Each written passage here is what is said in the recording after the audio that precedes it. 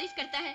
हाँ हाँ वो तो ठीक है, पर तुम्हारी और उदय की ये लव स्टोरी शुरू कब हुई? आउटडोर में, जैसे कि फिल्मों में होता है। हीरो हीरोइन पहले हिल स्टेशन में एक दूसरे से टकराते हैं, फिर प्यार हो जाता है, और बाद में गाना वाना तो वो गाते ही है। आउटडोर में मुलाकात भी हो गई, प्यार भी हो गया, कहानी में इतना बड़ा ट्विस्ट भी आ गया, और उदय के बच्चे ने मुझे कुछ भी नहीं बताया।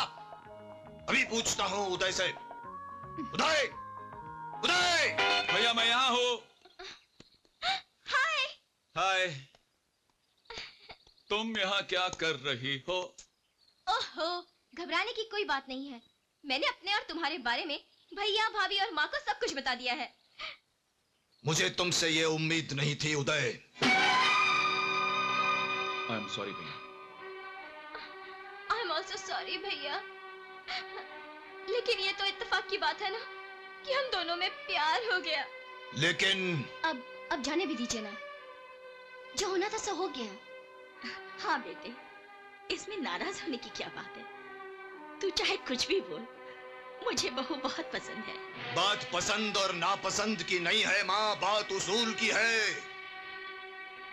उल्लू के पट्टे, प्यार करना जुर्म नहीं है, करके छिपाना जुर्म है, और भाई से छिपाना तो बहुत बड़ा जुर्म है।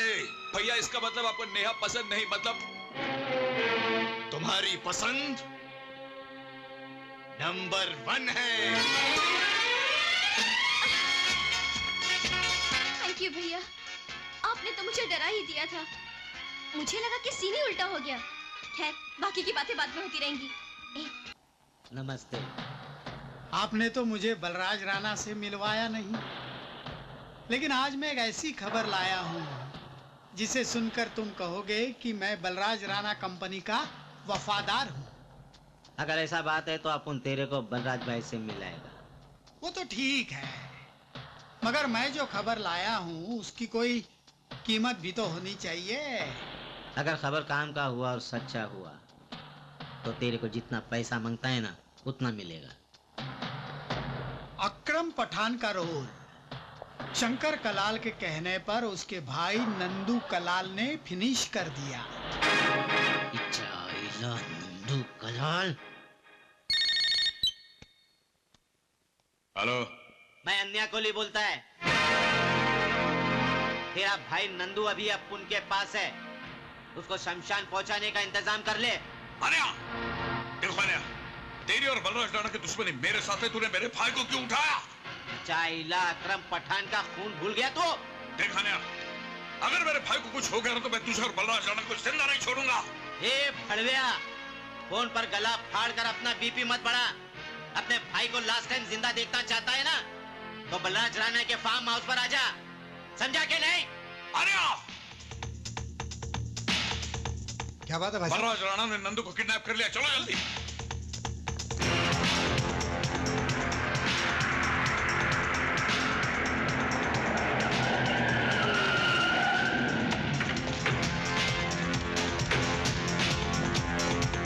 रुक जाओ तुम लोग। बलराज राणा, अरे मेरे भाई ने क्या कसूर किया था? क्यों उसे किडनैप करवाया? क्या बिगाड़ा तुम्हारा मेरे भाई ने? छोड़ दो उसे। अकरम पठान ने भी किसी का कुछ नहीं बिगाड़ा था, वो भी मुझे भाई की तरफ प्यारा था।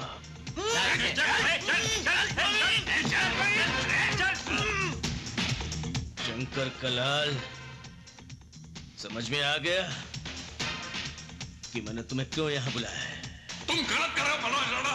अकरम पठान को मेरे भाई ने नहीं मारा। हाँ, नहीं मारा।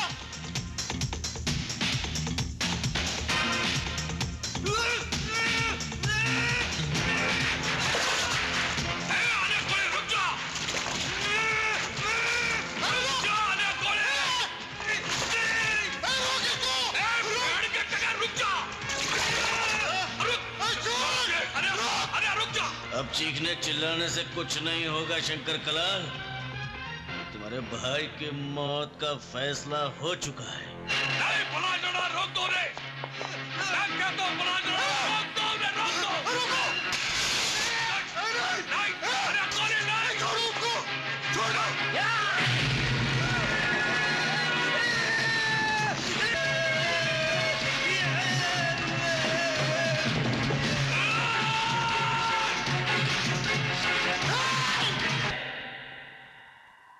तुम्हारी बात तो समझ गया पेप्लो गुंडो, लेकिन बलराज राणा हथियारों का धंधा करने के लिए कभी तैयार नहीं होगा। ये तुम कैसे बात करता है विठल राव? मैं तो ये समझता था कि बलराज राणा एक मोहरा है जिसका रिमोट कंट्रोल तुम्हारे हाथ में है, लेकिन तुम्हारी बातों से ऐसा लगता है कि तुम्हारे गैंग के सारे फैसले बलराज राणा करता है। आप बिल्कुल सही कह रहे हैं पेबलो साहिब। आज जब बात निकल ही गई है तो नटवर बनारसी भी चुप नहीं रहेगा। विठल भाई को सीढ़ी बनाकर बलराज राणा खुद तो बन गया है अपराध जगत का बेताज बादशाह, और हम सबको बना लिया अपने हाथ का कठपुतली। तो इसका मतलब उसके सामने तुम्हारा पोजीशन कुछ भी नहीं। You are nothing but a big zero. नहीं पेप्लो गुंडो नहीं, टाइम और सिचुएशन के हिसाब से कभी कभी गधे को भी अपना बाप बनाकर उसका पैर छूना पड़ता है। सीबीआई वालों ने मेरे खिलाफ इंक्वायरी शुरू कर दी थी। मैं किसी भी वक्त लफड़े में आ सकता था, इसीलिए मैंने बलराज राणा को अपनी कुर्सी पर बिठाया। ओह आई सी। रही पोजीशन की बात, तो गुरु और चेले के रिश्ते से मैं बलराज राणा का बाप लगता हूं। और बेटा चाहे कितनी भी बड़ी कुर्सी पर बैठ जाए, वो बाप से बड़ा नहीं हो सकता। बलराज राणा आज जो कुछ भी है वो मेरी वजह से है। तो फिर तो वो तुम्हारी बात टाल नहीं सकता। तुम ऐसा करो, उसके साथ मेरी मीटिंग फिक्स करो, मैं उसको आर्म्स डीलिंग के लिए कन्विंस करेगा। ठीक है, डोंट वरी, 50 करोड़ का हवाला हमारे लिए बड़ी मामूली सी बात है।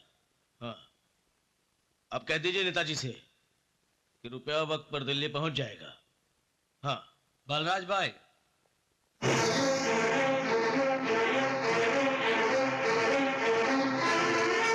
बलराज भाई, यह है मिस्टर पेब्लो गुंडो।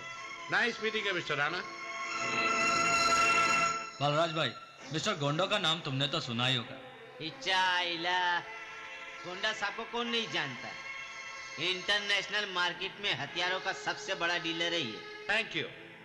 हम आपके लिए एक बहुत बड़ा ऑफर लाया मिस्टर राणा। आप तो जानता ही है कि हथियारों का होल वर्ल्ड में डिमांड बहुत बढ़ गया है। मिस्टर राणा, आप तो जानता है कि आरडीएक्स और स्टैंडगन का इस्तेमाल आजकल इंडिया में खुलेआम हो रहा है, और अब इलेक्शन के टाइम इनकी ज्यादा जरूरत है। अच्छा, but I am not interested in such deadly weapons. But why don't you understand Rana साहब? आप इस एरिया के डॉन हैं, हवाला रैकेट के नंबर 1 किंग हैं। एशिया में आर्म्स डिस्ट्रीब्यूशन को आपसे बेहतर और कोई नहीं कर सकता। इसमें बहुत प्रॉफिट है। You can earn millions of dollars. Shut up! कराए हुए मेहमान की इज्जत करना हमारी तहजीब है, इसलिए तुम्हें यहाँ से जिंदा जाने दे रहा हूँ। Better get off from here. इसमें नाराज होने की क्या बात है मिस्टर राणा? अगर आपको आर्म्स डीलिंग नहीं करना है तो मैं किसी और को ऑफर कर दूंगा। हरगिज नहीं। अवाम के कत्लेआम का सौदा मैं तुम्हें किसी के साथ भी नहीं करने दूंगा। बेहतर है तुम हिंदुस्तान छोड़कर चले जाओ।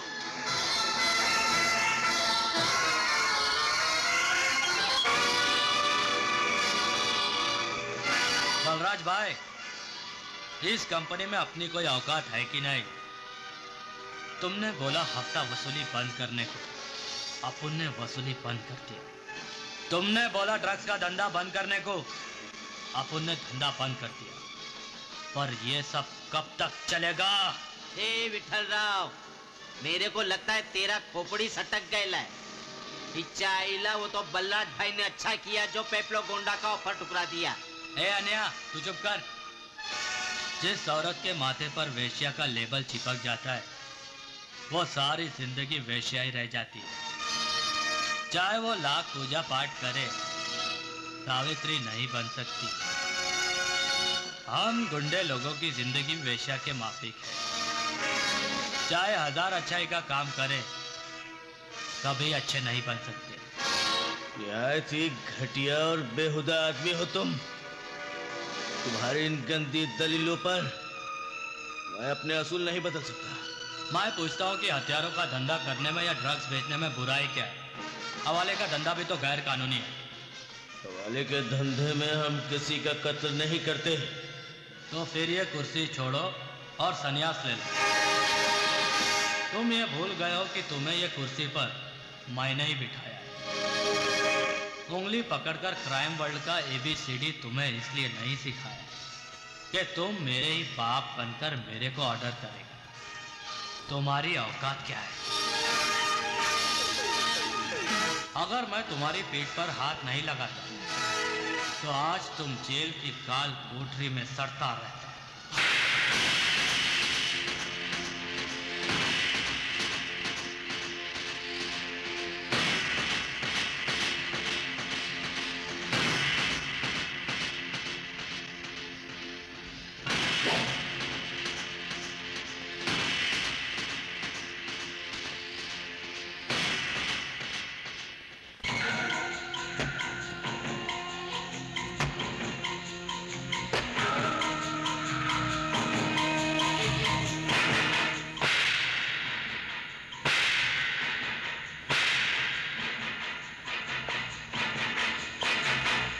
बलराज राणा ने तुम्हारे फेस पे जो थप्पड़ मारा था उसके बारे में सोचने से कोई फायदा नहीं है विठल राव। तुम ये सोचो कि उसको खल्लास कैसे करेगा और फिर उसके बाद हमारे साथ आर्म्स डीलिंग का बिजनेस करके मल्टी मिलियनियर बनने का सोचो। सोचो मैन, सोचो। गोंडो साहब इज राइट, लेकिन बलराज राणा का रोल खत्म करना इतना आसान काम नहीं है। उसका रोल फिनिश करने के लिए तुम्हें शंकर कलाल से हाथ मिलाना होगा। ए डांडेकर, लगता है तेरा दिमाग खराब हो गया। शंकर कलाल हमारा दुश्मन है, वो हमसे हाथ क्यों मिलाएगा? अरे पॉलिटिक्स और अंडरवर्ल्ड में हालात के हिसाब से दोस्ती और दुश्मनी हो जाती है। यहाँ कल का जानी दुश्मन आज का वफादार दोस्त भी बन सकता है। ये तो वाकई बहुत अच्छी खबर है दांडेकर। बलराज राणा और विठल राव के बीच अगर दुश्मनी हो गई है तो समझो हमारा काम और भी आसान हो गया है। इसी दुश्मनी में किसी एक का रोल फिनिश हो जाएगा। विठल राव के एहसान के बदले में बलराज राणा ने उसे तमाचा मारा है। विठल राव उसे छोड़ेगा नहीं। फिलहाल तुम बलराज राणा के बारे में सोचो, जो पूरे एशिया में हवाला धंधे का बेताज बादशाह माना जाता है। करोड़ों की हेराफेरी करता है वो। हाँ, तुम्हें अपना नाम ऊपर लाने के लिए उसके नाम और काम दोनों को तबाह करना होगा। बिल्कुल ठीक कहा मंत्री जी ने। इसलिए तुझे विठल राव के साथ समझौता कर लेना चाहिए, क्योंकि ये साला विठल बलराज राणा का हर सीक्रेट जानता है। हाँ। आज्ञा, उस हरामी की औलाद के साथ मैं समझौता कर लूं? ऐसा कभी नहीं हो सकता दांडेकर। अरे यार, अकल का दरवाजा खोलकर मेरी बात को अपनी खोपड़ी में घुसाने की कोशिश कर। दुश्मनी दिल में रखकर भी दुश्मनों से हाथ मिलाया जा सकता है। हाँ।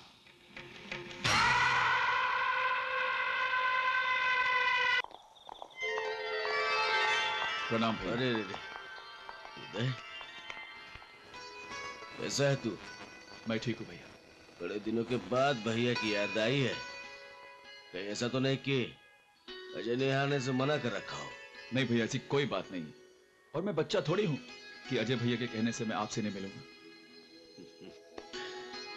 घर में सब कैसे हैं? माँ, भाभी, पिंकी सब आपको बहुत याद करते हैं। तेरी पढ़ाई कैसी चल रही है? बहुत अच्छी चल रही है भैया। एक काम कर, तू ग्रेजुएशन कर ले, उसके बाद हायर एजुकेशन के लिए मैं तुम्हें स्टेट्स भेज दूंगा। थैंक यू भैया। अरे तू किसी खास काम या किसी जरूरत के लिए तो नहीं आया? नहीं भैया, आपको याद होगा कल बाबूजी का श्राद्ध है। बाबूजी का श्राद्ध मैं कैसे भूल सकता हूँ? माँ ने कल घर आने के लिए कहा भैया।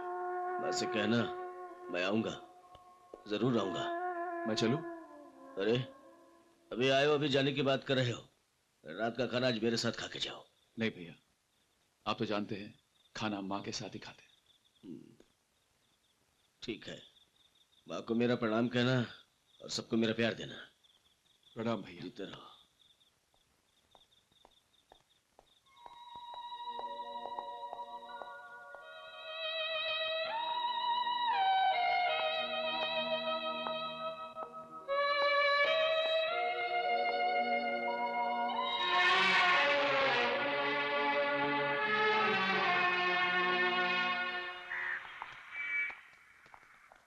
भगवान की दया से बाबूजी आप बिल्कुल ठीक हो गए।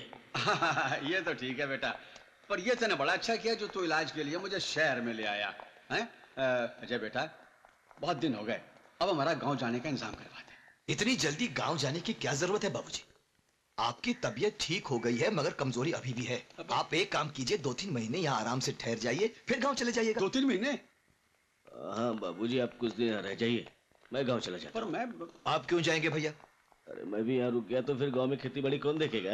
ये सब मैं नहीं जानता बाबूजी। एक केस के सिलसिले में मुझे कोर्ट में जाना है, शाम को घर में चैन से इस विषय में बात करेंगे। ठीक है भैया, बाबूजी को घर ले जाइए, मैं चलता हूँ। अच्छा बाबूजी। ठीक है बेटा, आइए। ठीक है। अच्छा बाबूजी, शाम को मैं जल्दी आ जाऊंगा। अच्छा बेटा।